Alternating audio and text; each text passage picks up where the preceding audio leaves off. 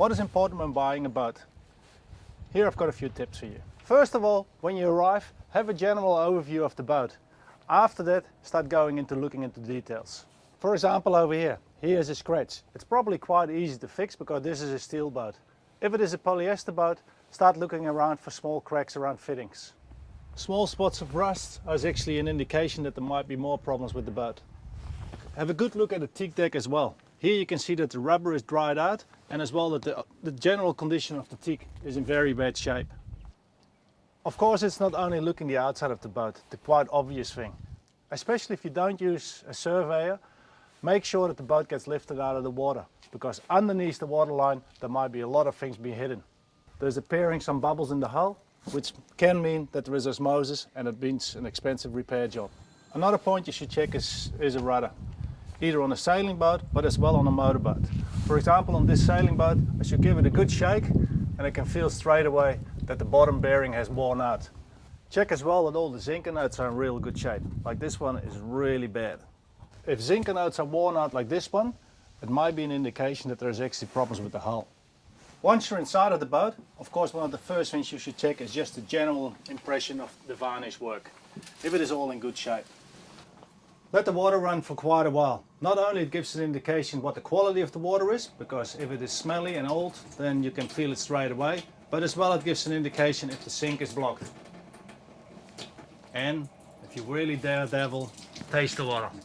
If there's a refrigerator on the boat, check if actually the cooling is working.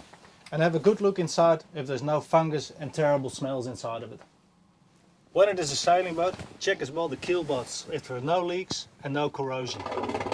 Check as well that the bilge pumps are working. In this case, no problem. Have a good look for the engine compartment. One of the things with an engine, of course, it creates noise.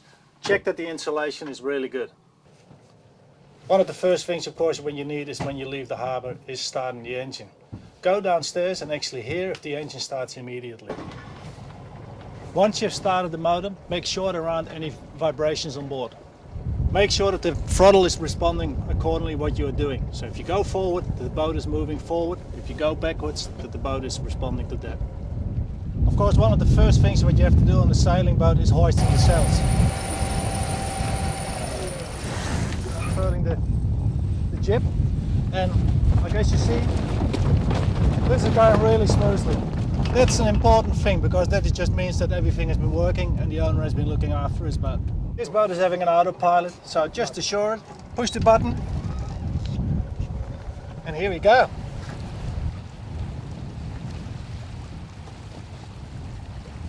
Get now a thorough look around the boat, but as well inside of the boat. Next point is the documentation of the boat. It's a real good idea to print out the brochure which is standing on our side along with you, because on the specifications you can check all the items listed if they're actually on board. In case you were not able to bring along the specification, ask the seller of the boat if you can get as much as possible documentation.